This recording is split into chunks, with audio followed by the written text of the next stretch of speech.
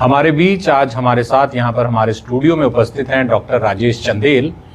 Doctor Rajesh GMC Kathua में department of psychiatry में associate professor के पद पर कार्यरत हैं और मेंटल हेल्थ क्यों आवश्यक है इसकी जानकारी, इसके प्रिवेंटिव मेजर्स कैसे होते हैं और मेंटल हेल्थ की आज के समाज में, आज के इस दौर में क्या आवश्यकता है, इस बारे में डिस्कस करेंगे। नमस्कार संदीप जी, आपका बहुत बहुत शुक्रिया मुझे यहाँ पे बुलाने के लिए अपने मंच पे, ताकि मैं लोगों तक अपनी इंफॉर्मेशन जो मेंटल हेल्थ के रिलेटेड है वो पहुँचा सकूँ। डॉक्टर साहब, रिसेंटली अभी world mental health day celebrate किया गया, तो हम ये जानना चाहेंगे कि सर इस दिन की और मेंटल हेल्थ की क्या सिग्निफिकेंस क्या है, क्यों मनाया जाता है ये दिन? जी संदीप जी, हर साल 10 अक्टूबर को world mental health day observe किया जाता है। इस दिन का मकसद होता है ताकि हम आम जनता तक, आम लोगों तक हम मेंटल हेल्थ अवेयरनेस पहुंचा सकें। मेंटल इलनेसेस क्या होती हैं, मेंटल इलनेसेस को कैसे ठीक किया जाता है और आप अपनी मेंटल हेल्थ को कैसे अच्छे स्वस्थ रख सकते हैं। तो हर साल ये अलग अलग थीम होता है इस दिन का। इस बार का जो थीम था मेंटल हेल्थ डे पे, वो था मेंटल हेल्थ इन ह्यूमैनिटेरियन एमरजेंसीज, यानी कि जो आपदाएं आती हैं, चाहे वो नेचुरल डिज़ास्टर्स हों, चाहे वो वार्स हों, कन्फ्लिक्ट्स हों, उसमें मेंटल हेल्थ को कैसे अच्छा रखा जा सकता है। तो जब भी कोई आपदा आती है तो मेंटल डिस्ट्रेस होता है, साइकोलॉजिकल डिस्ट्रेस से सभी जूझते हैं। उस डिस्ट्रेस की वजह से कुछ लोगों को मेंटल इलनेस भी हो सकती है, बट मेंटल डिस्ट्रेस तो ऑलमोस्ट सबको होता है और बिना मेंटल हेल्थ के जो फिज़िकल हेल्थ है वो कंप्लीट नहीं हो पाती है। और इस दिन का मकसद यही होता है ताकि हम लोगों तक पहुंच सकें और थ्रू मास मीडिया और NGOs के मदद से लोगों तक पॉजिटिव मेंटल हेल्थ के बारे में बात पहुँचा सकें और मेंटल इलनेस के बारे में जानकारी दे सकें। मेंटल हेल्थ डे जो हमें ये बताता है कि बिना मेंटल हेल्थ के फ़िज़िकल हेल्थ पॉसिबल नहीं होती है। तो इस डे की यही सिग्निफिकेंस है कि ये हमें बताता है कि हमें अपनी मेंटल हेल्थ पे काम करते रहना है ताकि हमारी ओवरऑल हेल्थ ठीक रहे। अब आज के दौर में जो कंपटीशन है, जो इतना सारा स्ट्रेस है, उसमें हमारी मेंटल हेल्थ अफेक्ट होती है। सिर्फ ऐसा नहीं कि इससे कोई मेंटल इलनेस हो जाएगी, इसका मतलब ये है कि हमें अपनी मेंटल हेल्थ का ख्याल रखना है। अगर हम जैसे फिज़िकली हेल्दी रहने के लिए हम फिज़िकल एक्टिविटीज़ करते हैं, अपने रूटीन्स रखते हैं, इसी तरह हमें अपनी मेंटल हेल्थ को ठीक रखने के लिए भी कुछ चीज़ें जो हमें करनी पड़ती हैं। मेंटल इलनेस अलग चीज़ है और मेंटल हेल्थ अलग चीज़ है। मेंटल हेल्थ होती है कि हम एक अपना प्रोडक्टिव काम कर सकें, डे टू डे जो हमें स्ट्रेसेस मिलते हैं, जो हमें चैलेंजेस मिलते हैं, हम उनको ओवरकम कर सकें और सोसाइटी के साथ और फैमिली के साथ एक हेल्दी रिलेशनशिप बना सकें। तो ये मेंटल हेल्थ होती है। मेंटल इलनेस डिफरेंट होती है मेंटल हेल्थ से। तो हम मेंटल हेल्थ की बात करते हैं आजकल, क्योंकि मेंटल हेल्थ सबको चाहिए। मेंटल इलनेस 10-20% लोगों को हो सकती है, उनको इलाज के साथ ठीक होते हैं, लेकिन मेंटल हेल्थ जो बाकी 80% लोग हैं जिनको मेंटल इलनेस नहीं है, उनके लिए भी उतनी ही इम्पॉर्टेंट है। मैं हमेशा बात करता हूँ मेंटल इलनेस के स्टिग्मा की। स्टिग्मा उन चीज़ों से होता है जिनके बारे में हमें पूरी जानकारी नहीं होती है, उन चीज़ों से हम डरते हैं और उसके बारे में एक नेगेटिव एटीट्यूड बना लेते हैं। उस एटीट्यूड से हम उन लोगों को सिंगल आउट करते हैं और उनके साथ डिस्क्रिमिनेशन होती है। तो ये जो मेंटल हेल्थ इलनेस के साथ स्टिग्मा है, ये पहले और भी इलनेसिस में होता था, जैसे ट्यूबरक्लोसिस में होता था। जो ट्यूबरक्लोसिस के पेशेंट होते थे, लेप्रेसी के पेशेंट होते थे, उनके साथ भी होता था और मेंटल इलनेस के साथ अभी भी होता है। तो मैं हमेशा ये बात करता हूँ कि जो मेंटल इलनेस को ठीक करने में जो बैरियर है वो मेंटल इलनेस का स्टिग्मा है। तो स्टिग्मा दूर करने के लिए हमें कुछ स्टेप्स उठाने पड़ते हैं, जैसे कि कुछ डेरोगेटरी वर्ड्स हैं जो मेंटल इलनेस के में यूज़ करते थे पहले, हम अवॉइड करते हैं कि इस तरह के वर्ड्स यूज़ ना किए जाएं। जैसे पहले एडिक्ट कहते थे पेशेंट को जो नशे की प्रॉब्लम से जूझ रहा होता था, आजकल हम उसको सब्सटेंस यूज़ डिसऑर्डर कहते हैं। कुछ बच्चे होते थे, उनको ब्रेन की डेवलपमेंट रुक जाती थी, बॉडी के साथ साथ में बॉडी की डेवलपमेंट होती थी बट ब्रेन की ग्रोथ रुक जाती थी, तो उनको मेंटल रिटार्डेशन कहते थे। तो वो भी एक स्टिग्मेटाइजिंग टर्म होगी, तो अब उसको इंटेलेक्चुअल डिसेबिलिटी कहते हैं। विकलांगता नहीं कहते हैं उसको, इंटेलेक्चुअल डिसेबिलिटी कहते हैं उसे। जैसे दिव्यांग वर्ड यूज़ करते हैं हम, उसी तरह से ताकि स्टिग्मा कम हो। इसी तरह से आम भाषा में जो मेंटल इलनेस के लिए या मेंटल पेशेंट के लिए वर्ड्स यूज़ किए जाते हैं, उनको हम थोड़ा चेंज करने की कोशिश करते हैं। जैसे किसी पेशेंट सफरिंग फ्रॉम स्किज़ोफ्रेनिया बोलना है, ना कि स्किज़ोफ्रेनिक पेशेंट बोलना है। तो इस तरह से जो चीज़ें हैं वो स्टिग्मा को कम करती हैं। उसके अलावा आजकल आपने देखा होगा कि कुछ सेलिब्रिटीज़ वो बाहर आते हैं, बोलते हैं हमें इस तरह की इलनेस थी, हमें डिप्रेशन थी या इस तरह की मेंटल इलनेस थी, उससे भी स्टिग्मा कम करने में मदद मिलती है। और गवर्नमेंट ने भी कुछ लॉज बनाए हैं जिससे स्टिग्मा को कम करने का हमें हेल्प मिल रही है। उसी तरह से ये जो डे हम ऑब्ज़र्व करते हैं, जैसे मेंटल हेल्थ डे की बात कर रहे हैं हम, ये दिन भी इसी चीज़ के लिए है कि ताकि मेंटल जो इलनेस का स्टिग्मा है वो कम किया जा सके। जितने लोगों को जानकारी होगी, जितनी इन्फॉर्मेशन हम लोगों तक पहुंचाएंगे, उतना ही स्टिग्मा को कम करने में हेल्प मिलेगी। अब बात आई मिथ्स की। अब हम मिथ्स अलग अलग सोसाइटीज़ में अलग अलग हो सकते हैं। मैं अपनी सोसाइटी की बात करूंगा कि हमारी सोसाइटी में मेंटल इलनेस को लेके क्या मिथ्स हैं। फिजिकल इलनेस को लेके भी कुछ मिथ्स हैं, बट मेंटल इलनेस को लेके कुछ खास तरह के मिथ्स हैं जो हम रोज़ अपनी ओपीडीज़ में या वार्ड्स में या पेशेंट्स के साथ या पेशेंट की फैमिली के साथ जो इंटरेक्शन होती है उसमें हम देखते हैं। तो एक कॉमन मिथ ये है कि जो मेंटल इलनेस होती है वो एक कमज़ोरी होती है, एक मानसिक कमज़ोरी होती है। ऐसा बिल्कुल नहीं है। ये कोई मॉरल कमज़ोरी या कोई मेंटल कमज़ोरी नहीं होती है। इलनेस ये वैसी होती है जैसे फिजिकल इलनेस होती है। मेंटल इलनेस और फिजिकल इलनेस में कोई ज़्यादा डिफरेंस नहीं होता, एक ही तरह की वजहें होती हैं। उनमें जेनेटिक वजह हो सकती है, उनमें कोई बायोकेमिकल वजहें हो सकती हैं, उनमें फिजिकल और सोशल प्रॉब्लम भी हो सकती है, साइकोलॉजिकल प्रॉब्लम भी हो सकती हैं। तभी हम उसको बायो साइकोसोशल मॉडल के नाम से जानते हैं कि जो इसकी वजहें हैं। तो ये ऐसा नहीं है जैसे हम आपने कभी देखा होगा किसी को डिप्रेशन हो जाए तो उसके घर वाले या उसके साथी या उसके रिश्तेदार बोलते हैं कि आप अपने आप को मजबूत करो, आप इसमें से बाहर निकलने की कोशिश करो। तो वो इलनेस है, उसमें से इंसान बाहर नहीं आ सकता। अब किसी को डायबिटीज़ होगी तो आप उसको बोलो तुम डायबिटीज़ से बाहर निकलाओ, तो वो बाहर नहीं निकल सकता, उसको इलाज चाहिए। इसी तरह से अगर किसी को डिप्रेशन है या किसी को स्किज़ोफ्रेनिया या किसी को बाइपोलर इलनेस है तो उनको ट्रीटमेंट की ज़रूरत होती है, वो खुद बाहर नहीं आ सकते इसके साथ। इसके अलावा दूसरा जो मिथ है कि ये साथ में रहने से फैल जाती है। जैसे हम कभी कुछ लोगों को पूछते हैं कि आपके फैमिली में किसी को कोई मेंटल इलनेस तो नहीं है। जैसे हमारे पास कोई पेशेंट आता है हम उसको फैमिली हिस्ट्री पूछते हैं कि फैमिली को इलनेस तो नहीं है, तो उनको लगता है कि शायद ये साथ में रहने से फैलती है, तो वो डिनाई करते हैं कि नहीं हमारी फैमिली में किसी को नहीं है, छुपाने की कोशिश करते हैं। तो लेकिन मैं लोगों को ये बता दूँ कि ये मेंटल इलनेस जो होती है वो साथ में रहने से नहीं फैलती, क्योंकि ये कोई इन्फेक्शियस बीमारी नहीं है ट्यूबरक्लोसिस की तरह या टाइफाइड की तरह। ये जेनेटिक कारण हो सकते हैं, इसलिए हम फैमिली हिस्ट्री के बारे में पूछते हैं। तीसरा मिथ ये है कि दवाई हमेशा ज़िंदगी भर खानी पड़ती है। हाँ, कुछ इलनेसेस ऐसी होती हैं जिसमें लंबी देर दवाई खानी पड़ती है। जैसे हमारी डायबिटीज़, हाइपरटेंशन है, उसमें काफ़ी देर तक, लंबी देर तक दवाई खानी पड़ती है। उसी तरह कुछ साइकेट्रिक इलनेसेस में लंबी देर दवाई खानी पड़ती है, बट ज़्यादातर साइकेट्रिक इलनेस में या मानसिक बीमारियों में या मेंटल इलनेसेस में लंबी देर दवाई नहीं खानी पड़ती। कुछ साल दवाई खाने के बाद या इवन कुछ महीने दवाई खाने के बाद पेशेंट बिना दवाई के भी ठीक रह सकता है। उसके अलावा एक बड़ा कॉमन मिथ है जो लोगों के मनों में है कि जो साइकेट्रिक पेशेंट होते हैं या मेंटल इलनेस के जो पेशेंट होते हैं वो बड़े वायलेंट होते हैं। मैं आपको बता दूं, मैं अपने पिछले 15 साल के एक्सपीरियंस में कभी किसी साइकेट्रिक पेशेंट के साथ, किसी साइकेट्रिक पेशेंट ने हमारे साथ वायलेंस नहीं की, ना ही उनकी कभी फैमिली ने की है। क्योंकि साइकेट्रिक पेशेंट इनहेरेंटली वायलेंट नहीं होते हैं, उनमें वायलेंस लेवल उतना ही होता है जितना जनरल पॉपुलेशन में होता है, और वो लोग वायलेंस का शिकार होते हैं रादर देन परपेट्रेटर्स। वो करते नहीं है वायलेंस, उनके साथ वायलेंस की जाती है। तो ये एक अलग मिथ था। इसके अलावा और हम मिथ जो रोज़मर्रा में ये देखते हैं कि दवाइयाँ, जो साइकेट्रिक दवाइयाँ होती हैं, जो मेंटल इलनेस के लिए जो दवाइयाँ यूज़ करते हैं, उनके बड़े सारे साइड इफ़ेक्ट्स होते हैं। ये भी एक बहुत बड़ा मिथ है। दवाइयों के साइड इफ़ेक्ट होते हैं, सभी दवाइयों के होते हैं, लेकिन जो आजकल दवाइयाँ अवेलेबल हैं उनके साइड इफ़ेक्ट उन दवाइयों से भी कम है जो फिजिकल इलनेस के लिए यूज़ की जाती हैं।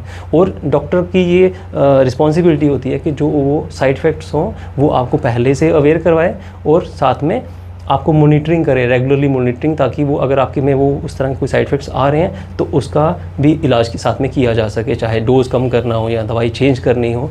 तो ये जो मिथ्स हैं संदीप जी, एक कॉमन मिथ्स हैं जो हमारे यहाँ पे सोसाइटी में मेंटल इलनेस को लेके होते हैं। अब डॉक्टर साहब, दो बड़ी इंपॉर्टेंट एडिक्शंस हैं जो हम आपसे डिस्कस करेंगे। One is social media addiction among the youth और दूसरी है एडिक्शन ऑफ चिट्टा। ये दोनों ही एडिक्शन समाज में बहुत ज़्यादा हैं।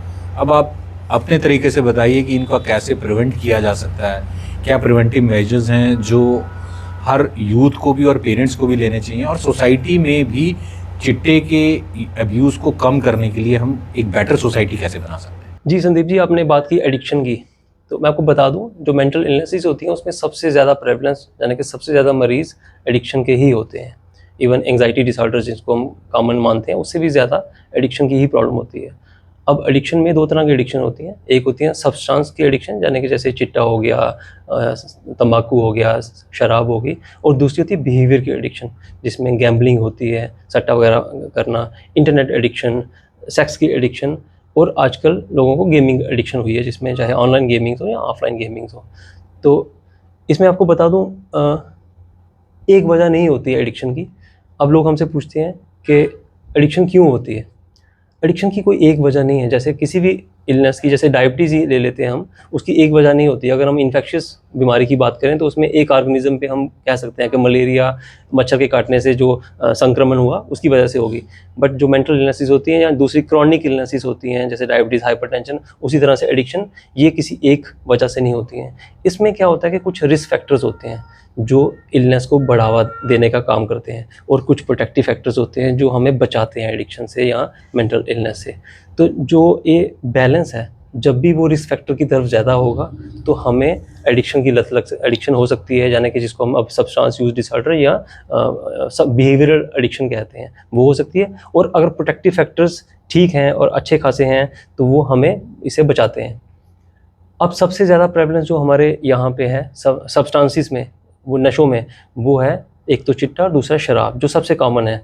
अब स्मोकिंग यानी कि टोबैको की एडिक्शन भी काफ़ी है, लेकिन हमारी सोसाइटी उसको एक्सेप्ट करती है कुछ हद तक। लेकिन वो मैं बता दूं कि वो ज़्यादा ख़राब है, वो फिज़िकल हेल्थ को ज़्यादा ख़राब करती है, टोबैको की एडिक्शन भी और शराब की एडिक्शन भी। और बात अभी आजकल सभी लोग करते हैं चिट्टे की एडिक्शन की। उसकी वजह है कि इसको सोसाइटी ने कभी एक्सेप्ट नहीं किया और ना ही कभी करेगी, क्योंकि ये बाहर की एडिक्शन है, ये सिंथेटिक एडिक्शन इसको माना जाता है। तो लोग शराब और तम्बाकू को, जो ज़्यादा डेंजरस है, उनको एक्सेप्ट कर लेते हैं, लेकिन चिट्टे को एक्सेप्ट नहीं करते हैं, और ना ही करना भी नहीं चाहिए।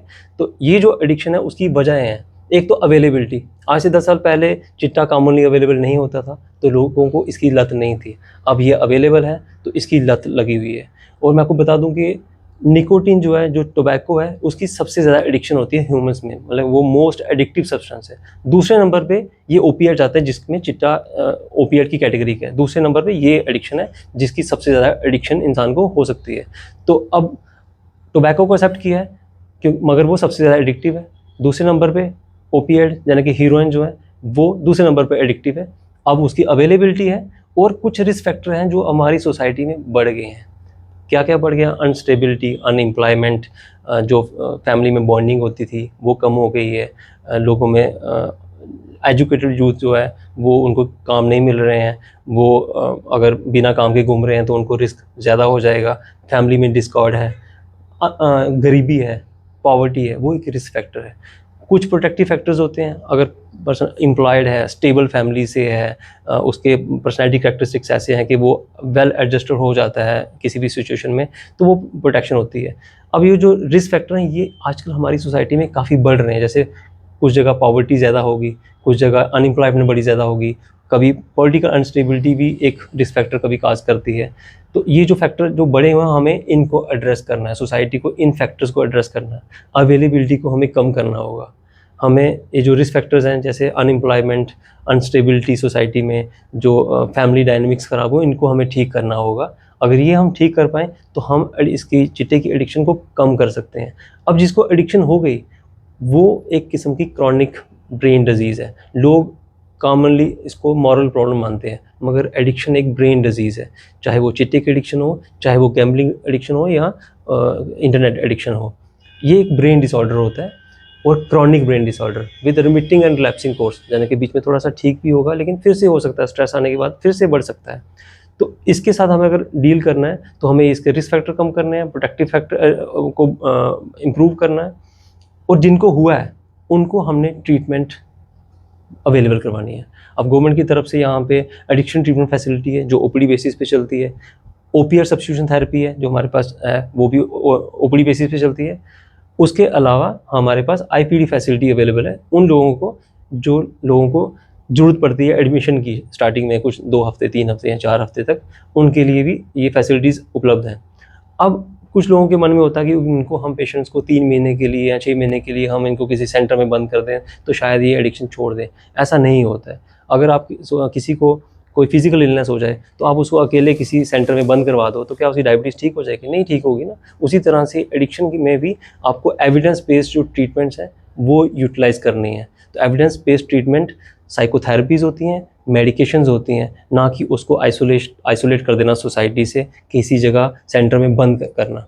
उससे उसकी इलनेस बढ़ेगी, कम नहीं होगी। क्योंकि जो एडिक्शन है वो साइकेट्रिक इलनेस की वजह से बढ़ जाती है और एडिक्शन से साइकेट्रिक इलनेस बढ़ जाती है, यानी कि बोथ वेज इंटरेक्शन होती है। तो अगर पेशेंट को एडिक्शन है तो उसको साथ में हो सकता है कोई साइकेट्रिक इलनेस भी हो, मेंटल इलनेस भी, और फिजिकल इलनेस भी हो जाएगी उसको एडिक्शन की वजह से। तो हमें उनको भी ट्रीट करना है, साइकेट्रिक इलनेस को भी ट्रीट करना है, हो सकता है उसको डिप्रेशन हो, एंग्जाइटी हो, ADHD हो या साइकोसिस हो, हमें वो भी ट्रीट करना है ताकि एडिक्शन पे असर पड़े, एडिक्शन कम हो उसकी, और एडिक्शन को ट्रीट करना ताकि साइकेट्रिक इलनेस ठीक हो। और उसको जो जैसे अगर कोई चिट्टा ले रहा है, IV ड्रग यूज़ करता है, उसको हेपेटाइटिस B, C, HIV ये सारी इन्फेक्शन हो सकती है, हमें उसको भी ट्रीट करना है।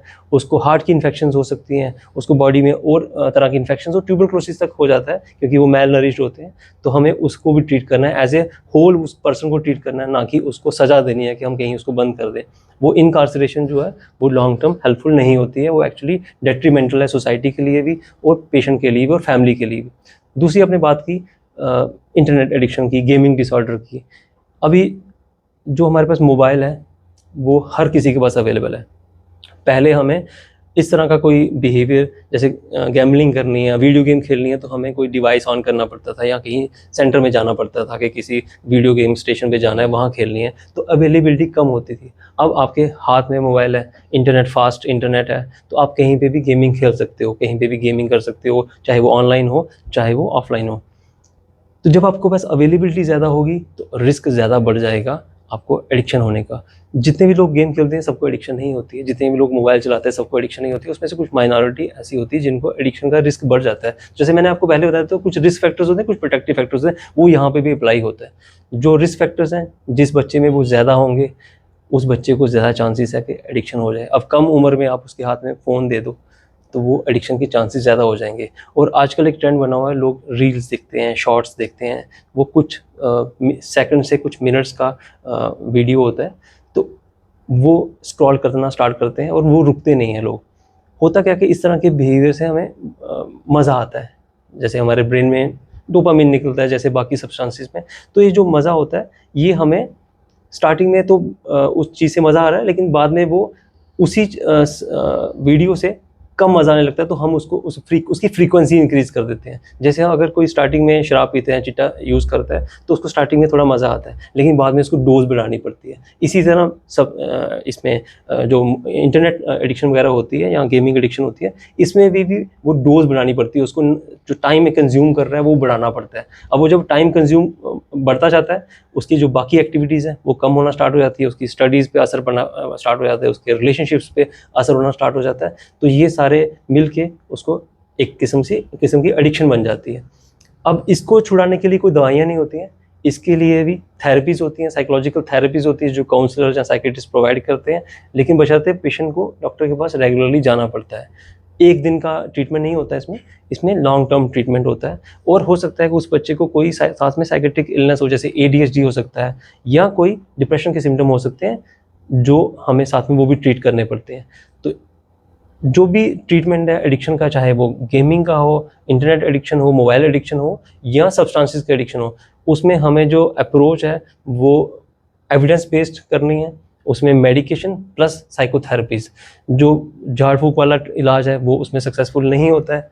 उसमें बंद करना किसी को वो उसका कोई फ़ायदा नहीं होता। जब तक पेशेंट खुद मोटिवेटेड ना हो छोड़ने के लिए, तब तक आप उसको नशा किस तरह से छुड़ाओगे, चाहे वो चिट्टे का हो, टोबैको का हो या अल्कोहल का हो। तो मैं फिर से ये दोहराना चाहूँगा कि ये जो सोसाइटी को अगर प्रिवेंशन करवानी है तो ये रिस्क फैक्टर्स कम करने पड़ेंगे। हम अपने जो अनएम्प्लॉयड जो यूथ है उनको काम अवेलेबल करवाना पड़ेगा, उनको एम्प्लॉयमेंट के जरिए ढूंढने पड़ेंगे। हमें सोसाइटी के जो ताने बाने थे पुराने उनको ठीक करना पड़ेगा। जो जॉइंट फैमिलीज़ होती थी वो आजकल कम हो गई हैं, तो सपोर्ट कम हो जाती है, वो ठीक करनी पड़ेगी। जो हमें एक्सपोजर है एक्सटर्नल वर्ल्ड का, उसको हमें मॉडरेट करना पड़ेगा, क्योंकि हमें अब इतना ज़्यादा एक्सपोजर है, हमें वो चीज़ें भी पता चलती हैं आजकल जो हम कभी इमेजिन नहीं करते थे। तो हमें उसको भी मॉडरेट करना पड़ेगा। अगर हम उसको अपने कल्चर के हिसाब से नहीं डालेंगे तो हमें तब भी प्रॉब्लम आएगी। तो ये जो और पॉवर्टी को कम करना पड़ेगा, क्योंकि पॉवर्टी बहुत बड़ा रिस्क फैक्टर है एडिक्शन के लिए। ये सारे रिस्क फैक्टर हम एक तरफ कम करें, और अवेलेबिलिटी को, जब तक हम अवेलेबिलिटी कम नहीं करेंगे ये चीज़ कम नहीं होगी। अब आप देखो यहाँ पे कोकीन की एडिक्शन इतनी ज़्यादा नहीं है, क्योंकि कोकीन साउथ अमेरिका में होती है और यहाँ तक पहुँचते पहुँचते उसकी कॉस्ट इतनी ज़्यादा बढ़ जाती है, क्योंकि वो इलीगल रूट से आएगी। तो वो लोग कम यूज़ करते हैं, बहुत कम हमें केसेस मिलते हैं। आज तक हमने कोई इक्का दुक्का केस ही देखा होगा, जो भी दिल्ली मुंबई वगैरह शहरों से आके जिन्होंने हमें बताया कि उन्होंने यूज़ किया है। लोकल लोगों में ऐसा नहीं मिलता, क्योंकि अफोर्डेबिलिटी नहीं है और वो बहुत कॉस्टली है, अवेलेबिलिटी नहीं है। जिस चीज़ की अवेलेबिलिटी है वो लोग सबसे ज़्यादा यूज़ कर रहे हैं। अब चिट्टा, जिसको हीरोइन कहते हैं, वो कॉमनली अवेलेबल है, इसीलिए लोग उसको यूज़ कर रहे हैं। क्योंकि एडिक्शन जो है वो इनहेरेंट रहती है, हमारी एक टेंडेंसी होती है, हम एक डिफरेंट कॉन्शियसनेस फील करना चाहते हैं, कुछ जो नॉर्मल से हट के कुछ फील करना चाहते हैं। तो कुछ लोग शराब का सेवन करते हैं उसके लिए, कुछ लोग टोबैको यूज़ करेंगे, कुछ लोग कैनाबिस यूज़ करेंगे। लेकिन आजकल जो अवेलेबिलिटी है वो हीरोइन की ज़्यादा है, तो लोग हीरोइन की तरफ चले जाते हैं। कुछ लोग यूज़ करते हैं, लेकिन उनमें से एक सिग्निफिकेंट जो मेजॉरिटी है उनको एडिक्शन हो जाती है। और एक बार एडिक्शन होगी तो फिर उसका ट्रीटमेंट लंबा चलता है। वो 4 दिन का, 3 दिन का, 3 महीने का ट्रीटमेंट नहीं होता। वो एक किस्म से chronic treatment, long term treatment होता है, जिसमें पेशेंट को रिलैप्सिस भी होंगे, फिर से करेगा, छोड़ेगा भी, फिर से करेगा।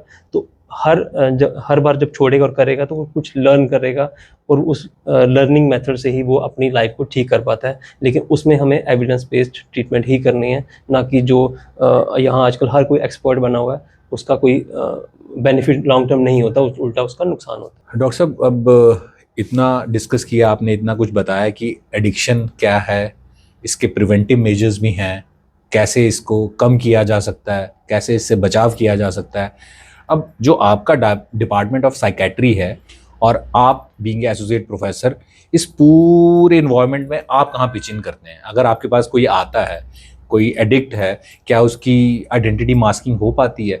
आप कैसे हेल्प आउट कर सकते हैं? जीएमसी कठुआ कैसे हेल्प आउट कर सकता है? और आपके पास आने के क्या क्या बेनिफिट हो सकते हैं सोसाइटी इन लार्ज को? सर संदीप जी, ऐसा है कि हमारा डिपार्टमेंट ऑफ साइकेट्री है जीएमसी कठुआ में। हमारे पास एक तो जनरल ओपीडी रहती है, जिसमें हर तरह के मेंटल इलनेस वाले पेशेंट आते हैं और डेली बेसिस पे होती है। उसके अलावा हमारे पास एडिक्शन के लिए स्पेशल सर्विसेज हैं, जिसमें हमारे पास एडिक्शन ट्रीटमेंट फैसिलिटी है जो ओपीडी बेसिस पे है। दूसरा हमारे पास ओएसटी सेंटर है, ओपिएट सब्स्टिट्यूशन थेरेपी जिसको कहते हैं। उसमें ओपिएट्स के रिलेटेड जो डिसऑर्डर्स हैं उसी पे ट्रीटमेंट होती है, वो भी ओपीडी बेसिस पे है। तीसरा हमारे पास टोबैको सेसेशन सेंटर है, जो सिर्फ टोबैको पे फोकस करता है, टोबैको छुड़ाने पे। इसके अलावा हमारे पास आईपीडी है, जिसमें जनरल पेशेंट्स की भी ट्रीटमेंट होती है और एडिक्शन के पेशेंट की भी ट्रीटमेंट होती है। अब आपने बात की कि इनकी जो आइडेंटिटी है उसको हम कैसे प्रोटेक्ट करते हैं। मैं आपको ये बता दूं कि जो भी हमारे पास पेशेंट आते हैं, ये हमारा जो इन्फॉर्मेशन होती है प्रिविलेज्ड इन्फॉर्मेशन होती है। जो भी पेशेंट हमारे साथ शेयर करता है वो प्रिविलेज्ड इन्फॉर्मेशन होती है, उसको हम किसी से शेयर नहीं कर सकते हैं। चाहे वो हमें पुलिस से कोई आए कि जी हमें बताइए फलाना फलाना आदमी आया था आपके पास, हम उनके साथ भी शेयर नहीं कर सकते हैं, क्योंकि ये पेशेंट डॉक्टर कॉन्फिडेंशियलिटी है। हम एक ही बेसिस पे हम शेयर कर सकते हैं। अगर हमें जुडिशियल मैजिस्ट्रेट लिखते हैं कि हमें फलाने बंदे की जानकारी दीजिए, वो भी हम सील्ड एनवेलप में जुडिशियल मैजिस्ट्रेट को देंगे, क्योंकि ये लॉ है कि हम पेशेंट की जो आइडेंटिटी है वो बिल्कुल गोपनीय रखते हैं। क्योंकि अगर हम पेशेंट की आइडेंटिटी गोपनीय नहीं रखेंगे तो उसमें ऐसी चीज़ें होंगी जो वो नहीं चाहेगा पेशेंट के दूसरे लोगों को पता चले, उसके पड़ोसियों को पता चले, या सोसाइटी एट लार्ज को पता चले। तो इसलिए ये पेशेंट जो कॉन्फिडेंशियलिटी है वो हमारे लिए बड़ी सर्वोपरि है, तो हम उसके साथ कॉम्प्रोमाइज़ नहीं करते हैं। चाहे वो साइकेट्रिक पेशेंट हो, चाहे वो एडिक्शन का पेशेंट हो, या सब्सटेंस यूज डिसऑर्डर का पेशेंट हो, हम उसके साथ कॉम्प्रोमाइज़ नहीं करते हैं। अगर हमें कभी भी ये इन्फॉर्मेशन किसी से शेयर करनी हो तो हम एनॉनिमस बेसिस पे शेयर करते हैं। जैसे कि पेशेंट का नाम, उसका एड्रेस, उसकी एज वगैरह को हम चेंज कर सकते हैं। कहीं अगर हमें किसी का केस प्रेजेंटेशन करनी है, किसी पर्टिकुलर केस की या कोई स्टडी करनी है, तो ये जो पर्टिकुलर्स होते हैं जिससे वो पेशेंट आइडेंटिफाई होता है, वो हम निकाल देते हैं उसमें से। तो एनॉनिमस डेटा प्रेजेंट होता है कि जैसे हमें कभी एडमिनिस्ट्रेशन के साथ या पुलिस के साथ शेयर करना पड़ता है कितने पेशेंट आए, तो हम बताते हैं कि इतने पेशेंट आ जाए हैं, इतने पेशेंट इतने पिछले महीने आए थे, इतने पेशेंट ने ट्रीटमेंट लिया, इतने पेशेंट की काउंसलिंग हुई, इतने पेशेंट को मेडिकेशन दी और इतने पेशेंट ड्रॉप आउट किए। नंबर ऑफ पेशेंट्स की बात करेंगे, इतने मेल्स कितने थे, फीमेल्स कितने थे, उनके एड्रेसेस, उनके नाम वगैरह वो किसी से साझा नहीं होता है, किसी से शेयर नहीं करते हैं हम। तो पेशेंट प्राइवेसी हमारे लिए सर्वोपरि है। डॉक्टर साहब, हम आपका आभार व्यक्त करते हैं कि आपने अपना कीमती समय निकाला और हमारे साथ हमारे स्टूडियो में उपस्थित हुए, और हमारी जितनी भी ऑडियंस है उनके लिए एडिक्शन प्रिवेंटिव मेजर्स, इन सब के लिए जो भी आपने इंसाइट्स शेयर की, we are really thankful to you. शुक्रिया संदीप जी, आपने हमें मौका दिया अपने मंच पे बुला के लोगों तक पहुंचने का। मेरी लोगों से यही रिक्वेस्ट है, क्योंकि मुझे अभी भी लगता है कुछ लोगों को पता ही नहीं है कि डिपार्टमेंट ऑफ साइकेट्री यहाँ पे जीएमसी कठुआ में एग्जिस्ट करता है। हम पिछले 10 साल से यहाँ पे डिपार्टमेंट ऑफ साइकेट्री चला रहे हैं। जीएमसी तो 2019 में बना, लेकिन उससे पहले भी डिपार्टमेंट ऑफ साइकेट्री यानी कि साइकेट्री ओपीडी होती थी। तो मैं आपके माध्यम से कठुआ डिस्ट्रिक्ट और आसपास के डिस्ट्रिक्ट के लोगों तक पहुंच के ये बताना चाहता हूँ कि यहाँ साइकेट्रिक सर्विसेज अवेलेबल है, वो आईपीडी भी अवेलेबल है, यानी कि इन पेशेंट सर्विसेज भी अवेलेबल है, और ओपीडी सर्विसेज तो डेली अवेलेबल होती है। इवन इमरजेंसी सर्विसेज भी होती हैं, किसी को इमरजेंसी में कोई साइकेट्रिक इलनेस हो, पैनिक अटैक्स हो जाते हैं, किसी को साइकोसिस हो जाता है या सुसाइडल अटेम्प्ट्स वगैरह होते हैं, उनके लिए भी ट्रीटमेंट अवेलेबल है। इवन हमारे पास इलेक्ट्रोकन्वल्सिव थेरेपी भी अवेलेबल है यहाँ पे, जो पहले जम्मू में भी नहीं थी, अब तो जम्मू में आ गई और हमारे पास भी आ गई है। तो इससे पहले सिर्फ कश्मीर डिवीजन में जीएमसी श्रीनगर में अवेलेबल थी इलेक्ट्रोकन्वल्सिव थेरेपी, अब यहाँ पे ऑलमोस्ट हर डिस्ट्रिक्ट में अवेलेबल है और हमारे पास भी अवेलेबल है। और मैं आपके माध्यम से लोगों तक ये जानकारी पहुंचाना चाहता हूँ कि जो इलेक्ट्रोकन्वल्सिव थेरेपी है उसके बारे में बहुत बड़ा स्टिग्मा है लोगों के माइंड में कि वो करंट थेरेपी देते हैं। वो लोगों ने मीडिया के में या मूवीज़ में देखा हुआ है कि वो एक किस्म की, क्योंकि उसे वो टेरिफाइंग सी ट्रीटमेंट बताया जाता था, लेकिन वो सबसे इफेक्टिव और सबसे सेफ ट्रीटमेंट है जो हम ट्रीटमेंट रेजिस्टेंट डिप्रेशन में देते हैं। वो ऐसी कुछ भी उसमें कोई साइड इफेक्ट वगैरह नहीं होते हैं। पेशेंट को वैसे ही दिया जाता है, वो जैसे कैसे कोई माइनर सर्जरी करनी हो, पेशेंट को बेहोश करके एनेस्थीसिया देके वो की जाती है, और उसके बड़े अच्छे परिणाम होते हैं with least side effects. Even it's safer than जो हमारी मेडिकेशन है उससे भी सेफ होती है। तो संदीप जी, फिर से आपका बहुत बहुत धन्यवाद, आपने हमें यहाँ बुला के मौका दिया।